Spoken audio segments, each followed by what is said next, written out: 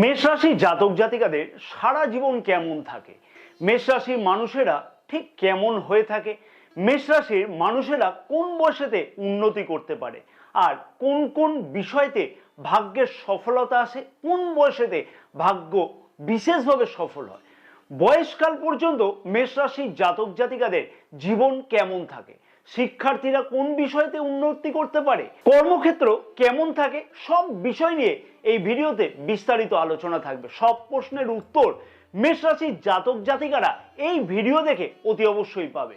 রাশিচক্রের প্রথম রাশি এবং 12টি রাশির মধ্যে প্রথম রাশি হলো মেষ রাশি, যার অধিপতি গ্রহ হলো মঙ্গল গ্রহ এবং জ্যোতিষশাস্ত্র মতে মঙ্গল গ্রহকে দেবতাদের সেনাপতি হিসাবে বিচার করা হয়ে থাকে। 3টি নক্ষত্র কিন্তু এই রাশিতে অবস্থান করে থাকে, যথাক্রমে অশ্বিনী নক্ষত্র, ভরণী নক্ষত্র, কৃত্তিকা নক্ষত্র। অশ্বিনী নক্ষত্রের অধিপতি গ্রহ হচ্ছে কেতু গ্রহ, ভরণী নক্ষত্রের অধিপতি গ্রহ শুক্র, কৃত্তিকা নক্ষত্রের অধিপতি গ্রহ রবি গ্রহ। একদম ছোটবেলা থেকেই মেষ রাশির জাতক জাতিকারা কিন্তু প্রচন্ড পরিমাণে দুরন্ত, প্রচন্ড পরিমাণে চঞ্চল, প্রচন্ড পরিমাণে বদমাইশ প্রকৃতির কিন্তু হয়ে থাকে। মা বাবাও কিন্তু মাঝে মাঝে চিন্তা করে থাকে আমার ছেলে অথবা মেয়ে এত দুরন্ত কেন। হ্যাঁ, মনে কিন্তু অনেক প্রশ্ন আছে মা বাবার। আমি সেই সকল বাবা মাকে বলবো চিন্তার কোনো কারণ নেই। রাশি অনুযায়ী মেষ রাশির বৈশিষ্ট্য খানিকটা কিন্তু এইরকমই হুবহু লক্ষ্য করা গিয়ে থাকে।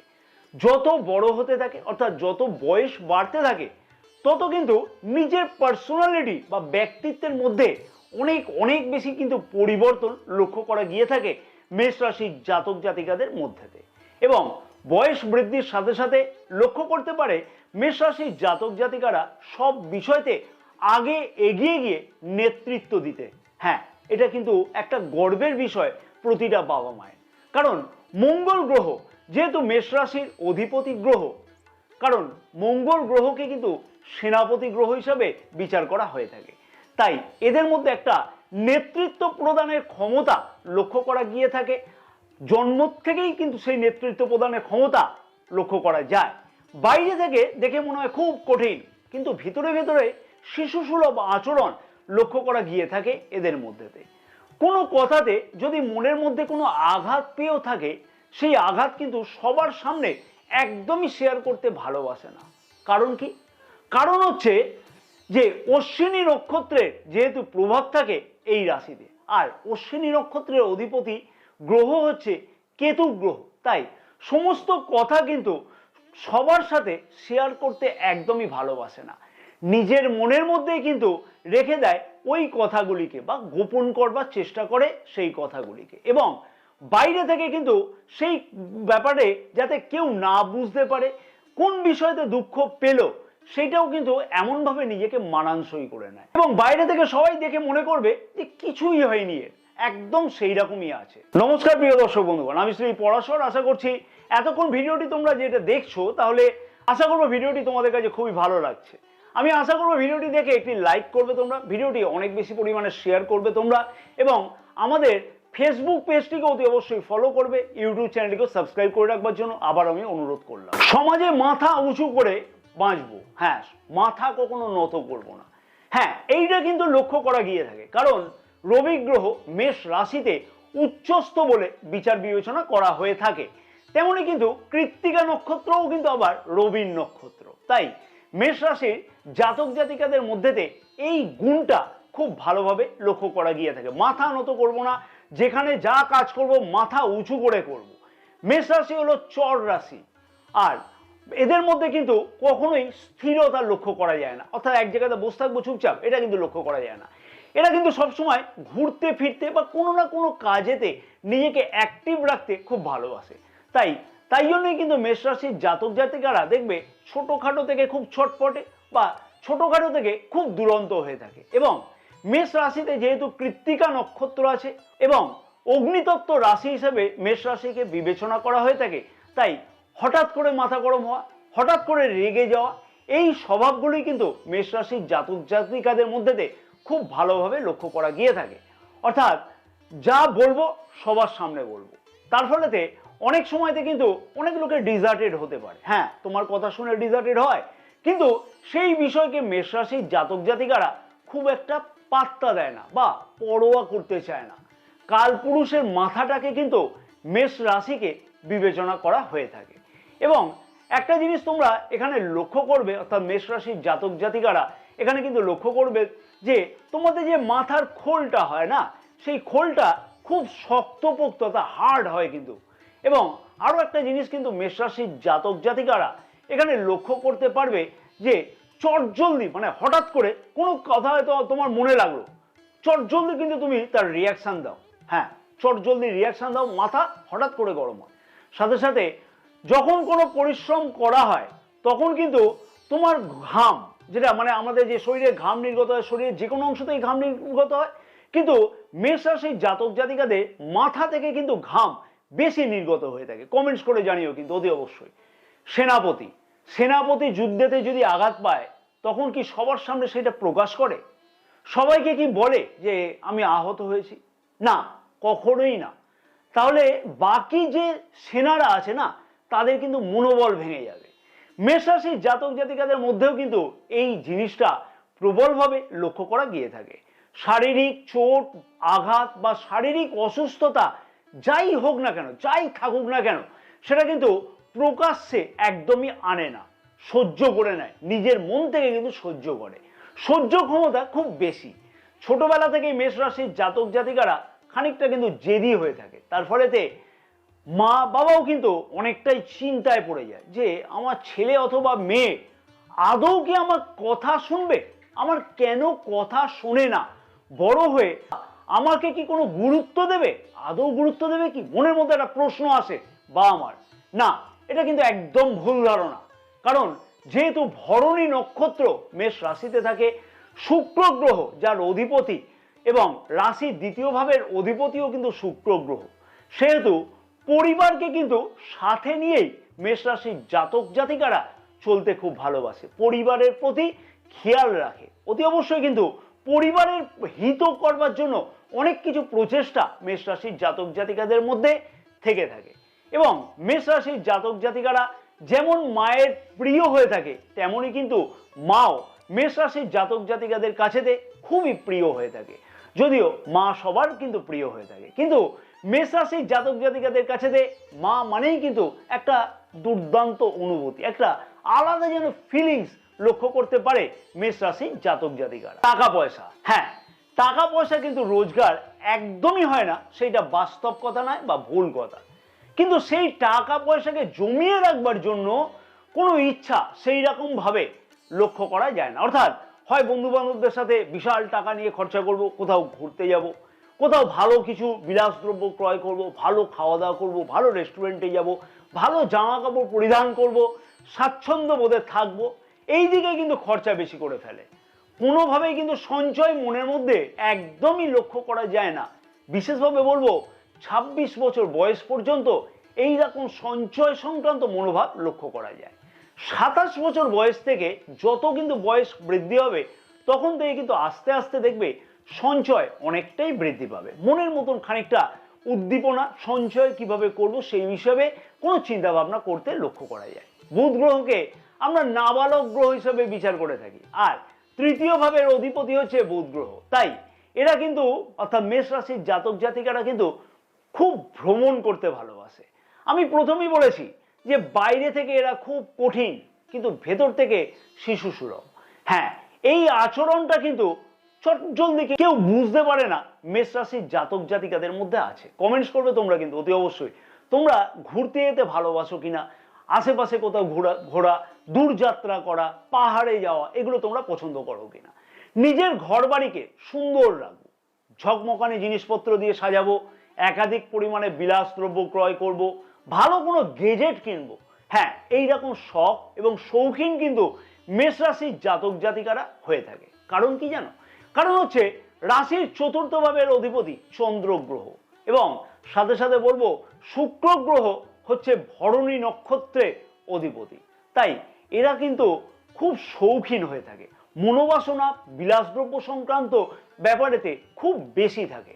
আর যদি পড়াশোনার দিক থেকে বলা যায়, তাহলে বলবো যে পঞ্চম ভাবের অধিপতি রবি গ্রহ, 9টি গ্রহের রাজা, এবং মেষ রাশির জাতক জাতিকাদের পড়াশোনার দিকেতে যথেষ্ট কিন্তু দুর্দান্ত উন্নতি হয়ে থাকে। ধরো অন্যান্য রাশির জাতক জাতিকাদের যে পড়াশোনা করতে হয়তো, উদাহরণ হিসেবে আমি বলছি 3 মাস লাগলো, 6 মাস লাগলো, মেষ রাশির জাতক জাতিকারা এই সেম পড়াশোনাটাই আরো কিন্তু তাড়াতাড়ি করে থাকে। এবং মেষ রাশির জাতক জাতিকাদের মধ্যেতে আরেকটা জিনিস লক্ষ্য করা যায় পড়াশোনার দিক থেকে, কারণ কথা শুনে তুমি কিন্তু পড়াশোনা করো না।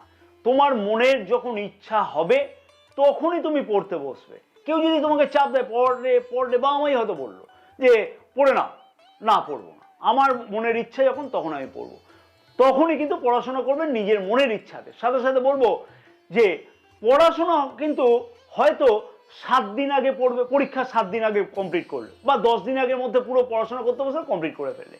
যেহেতু রাশির পঞ্চম ভাবের অধিপতি রবি গ্রহ, সেহেতু আমি বললাম যে পড়াশোনার দিক থেকে কিন্তু দুর্দান্ত হয়ে থাকে মেষ রাশির জাতক জাতিকারা। ক্যাচিং পাওয়ার কিন্তু দুর্দান্ত হয়ে থাকে মেষ রাশির জাতক জাতিকাদের মধ্যে। আমি তো বলছি চন্দ্র রাশি অনুযায়ী বা রাশি অনুযায়ী। এবার দেখতে হবে যে জন্মকুণ্ডলিতে পঞ্চম ভাবের অবস্থান খুব কি দুর্দান্ত। দুর্দান্ত যদি হয় তাহলে চিন্তার কোনো কারণ নেই, বা চিন্তা করে কোনো দরকারই নেই। তাই আমি আবেদন করব বাবা মায়েদের কাছে, মেষ রাশির জাতক জাতিকাদের বাবা মায়ের কাছে, যদি ছেলে বা মেয়েরা মেষ রাশির জাতক জাতিকা হয়ে থাকে তাহলে শিক্ষার ব্যাপারে বড় কোনো চিন্তার কারণ লাভ করে কিন্তু লাভ নেই। আবার যদি জন্মকুণ্ডলী সাথ দেয় তাহলে একদমই চিন্তা করতে হবে না, শুধু গাইড করে যান। যদি ছোট অবস্থাতে খুব দুরন্ত হয়ে থাকে ছেলে মেয়ে, তাহলে একটা কথা জেনে রাখতে হবে যে ছেলে মেয়ে কিন্তু নিজের ইচ্ছাতেই পড়বে, হ্যাঁ স্ব ইচ্ছাতেই পড়বে। নিজের যখন সময় হবে সেই অনুযায়ী সে পড়াশোনা করবে, এবং সেইখানে সেই বিষয়তে কিন্তু দুর্দান্ত সফলতাও অতি অবশ্যই পাবে। এবং মেষ রাশির জাতক জাতিকারা যদি সরকারি কোনো কম্পিটিটিভ পরীক্ষাতে অংশগ্রহণ করবার প্রচেষ্টা করে, অথবা IAS বা IPS বা ডাক্তারি, surgeon, military, police, engineering, technical অথবা খেলাধুলা এই সম্পর্কিত ব্যাপারেতে যদি পড়াশোনা করতে চায় বড় হয়ে, তাহলে সেই বিষয়তে কিন্তু দুর্দান্ত সফলতা পাওয়া বা নিজের স্বপ্নকে বাস্তবায়িত করবার সম্ভাবনা প্রবলভাবে লক্ষ্য করা যায়। বারবার করে আমি বলবো যে জন্মকুণ্ডলীই কিন্তু শেষ কথা বলবে। জন্মকুণ্ডলীতে গ্রহের অবস্থান কি আছে সেইটা কিন্তু বিবেচ্য বিষয় অতি অবশ্যই। আমি কিন্তু যে কথাগুলি বলছি সেটা চন্দ্র রাশি সাপেক্ষে বলছি, এবং যেহেতু মঙ্গল গ্রহ রাশির অধিপতি গ্রহ মেষ রাশি, সেহেতু ক্রীড়া জগতের সাথে যুক্ত হয়ে যদি মেষ রাশির জাতক জাতিকারা থাকে তাহলে এই সম্পর্কিত ব্যাপারেতে কেরিয়ার হিসেবে যদি গ্রহণ করতে চায় তাহলেও কিন্তু মেষ রাশির জাতক জাতিকাদের দুর্দান্ত উন্নতি হওয়া অতি অবশ্যই কিন্তু সম্ভব হয়ে থাকে। একটু প্রেম সম্পর্ক নিয়ে বলা যাক। অনেকেই কিন্তু প্রশ্ন থাকবে, দুজনের মধ্যেই কিন্তু অর্থাৎ প্রেমিক প্রেমিকা দুজনেই কিন্তু সমান হয়ে থাকবে, অর্থাৎ দুজনেই কিন্তু নিজের মান সম্মান নিয়ে একদম কিন্তু কাঁটায় কাঁটায় থাকবে, সাথে মান সম্মানকে বজায় রাখার চেষ্টা করবে। আবার দুজনের মধ্যেই কিন্তু হঠাৎ করে মাথা গরম হওয়ার সম্ভাবনা লক্ষ্য করা যাবে। তোমার প্রেমিক বা প্রেমিকা যেই হোক না কেন তার একটু ইগো স্বভাব থাকবে, তোমার মধ্যেতে রোমান্টিক মনোভাব খানিকটা বেশি থাকতে লক্ষ্য করা যাবে তোমার পার্টনারের তুলনায়। অতএব দুজনের মধ্যে কিন্তু অ্যাটাচমেন্ট, একটা কথাই বলবো যে দুর্দান্ত থাকবে। মাঝে মধ্যে অকারণেতে মাথা গরমকে এড়িয়ে চলা উচিত হবে দুজনকে, তাহলে দেখবে সম্পর্কের মধ্যে আরো অনেক উন্নতি হবে। নাহলে কিন্তু সম্পর্ক খারাপ যায় না মোটামুটি। শত্রু, হ্যাঁ শত্রুর কথা তো ছেড়েই দাও। মানুষের জীবনে কম বেশি সবার জীবনে শত্রু আছে। অনেকে বলে থাকে যে আমি শত্রু দ্বারা এমন ভাবে আক্রান্ত যে মাথা তুলেই দাঁড়াতে পারছি না, কিন্তু মেষ রাশির জাতক জাতিকাদের শত্রুতা দেখা গেলেও সেই শত্রুরা তার সামনে কিন্তু মাথা নত করে, টিকতে পারে না, কারণ সেই শত্রুদের একদমই মেষ রাশির জাতক জাতিকারা কোনো পাত্তাই দেয় না। ষষ্ঠ ভাবের অধিপতি হচ্ছে বুধ গ্রহ, এবং আমি প্রথমেই বলেছি বুধ গ্রহকে নাবালক গ্রহ হিসেবে বিচার বা বিবেচনা করা হয়ে থাকে। তাই মেষ রাশির জাতক জাতিকাদের মধ্যেতে শত্রুরা কিন্তু সেই রকম ভাবে কোনো রকমের শত্রুতা করতে পারে না, সেই রকম ভাবে নাবালকের মতোই শত্রুরা কিন্তু ব্যবহার করে, সাময়িকভাবে কিন্তু কষ্ট দেয়। সেই কষ্টকে এমনিই কিন্তু মেষ রাশির জাতক জাতিকারা দূর করে ফেলে বা সহ্য করে নেয় এবং সেইটাকে কিন্তু আস্তে আস্তে কিন্তু দূর করে দেয়। তাদের কোনো ক্ষতি করতে দেয় না শত্রুতার ফলেতে, অর্থাৎ অযথা শত্রুতা তাদের কোনো ক্ষতিই করতে পারে না। এবার আসা যাক বিবাহিত জীবন নিয়ে, বা বিবাহিত জীবন কেমন থাকে, ছেলে হোক বা মেয়ে হোক। মেষ রাশির জাতক জাতিকারা তার লাইফ পার্টনারকে কিন্তু একটু অন্যরূপে দেখতে চায়। সেটা হচ্ছে যেন লাইফ পার্টনার যাতে খুব সুন্দর বা সুন্দরী হয়ে থাকে, তার যেন ব্যক্তিত্ব খুব দুর্দান্ত হয়ে থাকে, তার ব্যবহারও যেন খুব ভালো হয়, সে যেন খুব সামাজিক হয়। কিন্তু আমি এই সম্পর্কিত ব্যাপারেতে বিস্তারিত বলবো না। কারণ কি জানো? কারণ হচ্ছে তোমার লগ্ন কি, জন্মকুণ্ডলী কি বলছে, জন্মকুণ্ডলীর ওপরেই কিন্তু বিবাহিত জীবন অনেকটাই নির্ভর করে থাকে। তোমার লাইফ পার্টনার কতটা ভালো হবে, কতটা দেখতে সুন্দর বা সুন্দরী হবে, তার উপরে কিন্তু নির্ভর করে। আর বিবাহিত জীবনেতে কতটা ভালো থাকবে সেটাও কিন্তু জন্মকুণ্ডলী বলবে। তবে হ্যাঁ, একটা কথা এখানে কমন কথা বলা যায় যে বিবাহিত জীবনের মধ্যেতে কিন্তু মাঝে মধ্যেই তুমুল অশান্তি হওয়ার একটা ব্যাপার থেকে থাকে। আবার দুজনের মধ্যেই কিন্তু সেই অশান্তি মিটিয়ে ফেলতেও লক্ষ্য করা গিয়ে থাকে, খুব তাড়াতাড়ি কিন্তু মিটেও যায়। কিন্তু সেই ক্ষেত্রেতে আমি আমার প্র্যাকটিক্যাল যে বিচারগুলো করি সেই বিচার মারফত আমি দেখেছি যে লাইফ পার্টনারকে খানিকটা কিন্তু অ্যাডজাস্টমেন্ট করতে হয়, অর্থাৎ মাথা মতো খানিকটা কিন্তু করতে হয়, তারপরে কিন্তু সেই সমস্যা মেটে। এটা কিন্তু অনেকটাই বাস্তব সত্য কথা বলে আমি মনে করি। এবার আসা যাক ভাগ্য সংক্রান্ত ব্যাপার। নবম ভাব থেকে আমরা ভাগ্যকে বিচার করে থাকি। ভাগ্যতে কিন্তু অনেকটাই বেশি পরিশ্রম করতে হয়, অর্থাৎ পরিশ্রম বিনা সঠিকভাবে কিন্তু মেষ রাশির জাতক জাতিকারা সফলতা পাবে না। বিশেষভাবে বলবো 27 বছরের আগে কিন্তু ভাগ্য উদয় হতে সেই রকম ভাবে লক্ষ্য করা যায় না। তবে 27 বছর বয়স থেকে 36 বছর বয়সের মধ্যেতে অনেক কিছুই কিন্তু ভাগ্য সংক্রান্ত স্বপ্ন পূর্ণ হতে লক্ষ্য করা গিয়ে থাকে। এইবার বলবো যে ভাগ্য সংক্রান্ত স্বপ্ন মানে সব স্বপ্ন কি পূর্ণ হওয়া সম্ভব? সেটা কিন্তু নির্ভর করবে তোমার জন্মকুণ্ডলী কতটা শক্তিশালী। হ্যাঁ, তার উপরে নির্ভর করবে, কারণ লগ্নের নবম ভাবের অধিপতিকে, তার অবস্থান কি, এই সকল বিষয়ের উপরেও কিন্তু নির্ভর করে থাকে। আরো একটা কথা এখানে বলবো, এখানে যেহেতু দশম ভাবের অধিপতিও শনি গ্রহ, সেহেতু কর্মক্ষেত্রের জায়গাতে নিজের মনের মতন করে সঠিক প্রচেষ্টার মাধ্যমে উন্নতি করবার প্রচেষ্টা করে থাকে মেষ রাশির জাতক জাতিকারা। কর্মক্ষেত্রের জায়গাতে কোনো ধরনের অলসতা একদমই দেখায় না। তবে প্রাথমিকভাবে বলা যায় যে কর্মক্ষেত্রের জায়গাতে অনেকটাই বেশি পরিবর্তন হয়ে থাকে। কারোর আন্ডারে কাজ করতে কিন্তু প্রথম একদমই পছন্দ করে না মেষ রাশির জাতক জাতিকারা। বিভিন্ন অসুবিধার সম্মুখীন হতে হয় তাদেরকে। কারোর চাপের কাছে একদমই কিন্তু মাথা নত করতে পারে না মেষ রাশির জাতক জাতিকারা। তার ফলেতে কর্মক্ষেত্রের জায়গাতে বিভিন্ন ধরনের অসুবিধার সম্মুখীন হতে হয়, এবং সেটা কিন্তু নিজের জেদের জন্য অনেক সময়তে হতে লক্ষ্য করা গিয়ে থাকে। অযথা বিবাদ, অযথা কর্মক্ষেত্রের জায়গাতে সমস্যা, মনোমালিন্যতা। তাই কর্মক্ষেত্রের জায়গাতে হঠাৎ করে মাথা গরম হওয়া বা নিজের জেদকে কন্ট্রোল করাটা অতি অবশ্যই কিন্তু উচিত। রিটায়ারমেন্ট লাইফ নিয়ে একটু বলা যায়, অর্থাৎ অবসরপ্রাপ্ত জীবন কেমন হয়ে থাকে। রিটায়ারমেন্ট লাইফ কিন্তু সবাই পছন্দ করে। স্বাভাবিকভাবে বলবো একটা নির্দিষ্ট বয়সের পরেতে, অর্থাৎ হয়তো 55, 60, 65 বছর পরেতে সবাই কিন্তু বাড়িতে সুখভোগ করবে, এইটাই কিন্তু মনেতে চিন্তা ভাবনা করে। কিন্তু মেষ রাশির জাতক জাতিকাদের মধ্যেতে সেই রকম জিনিসটা কিন্তু একদমই লক্ষ্য করা যায় না। কিছু না কিছু কিন্তু কাজেতে নিজেকে সব সময় কিন্তু ব্যস্ত রাখবার প্রচেষ্টা করে থাকে রিটায়ারমেন্ট লাইফে, অর্থাৎ অবসরপ্রাপ্ত জীবনেতে। অর্থাৎ কোনো কাজ যদি নাও থাকে, বাড়িতে কোনো টুকটাক কাজ করলো, কোনো হয়তো গার্ডেনিং করলো, সেই কাজ যদি না পায় তাহলে দেখবে সকালবেলাতে উঠে শরীরচর্চা করা, যোগা করা, ব্যায়াম করা, কোথাও ঘুরতে যাওয়া, মর্নিং ওয়াক করা, বা কোনো না কোনো সামাজিক কাজেতে নিজেকে নিযুক্ত রাখা, এই সকল কাজগুলিতে কিন্তু কোনো না কোনোভাবে নিজেকে ব্যস্ত রাখবার চেষ্টা করে থাকে মেষ রাশির জাতক জাতিকারা বয়সকালে। মেষ রাশির জাতক জাতিকাদের উদ্দেশ্যে বলবো, মঙ্গল গ্রহ হচ্ছে রাশির প্রথম ভাবের অধিপতি। তাই অতি অবশ্যই নিয়মিত প্রতিদিন নিত্যকর্ম শুরু করবার আগে মঙ্গল গ্রহের বীজ মন্ত্র 108 বার করে জপ করা উচিত প্রতিদিন। ওম ক্রাম ক্রিম ক্রোম স ভৌমায় নমঃ, এই মন্ত্রটা প্রতিদিন জপ করো, অনেক সফলতা পাওয়া যাবে। জয় মাতারা, সকলে ভালো থাকো এবং তোমাদের সমস্ত মনস্কামনা মা তারার আশীর্বাদে যেন পূর্ণ হয়ে থাকে।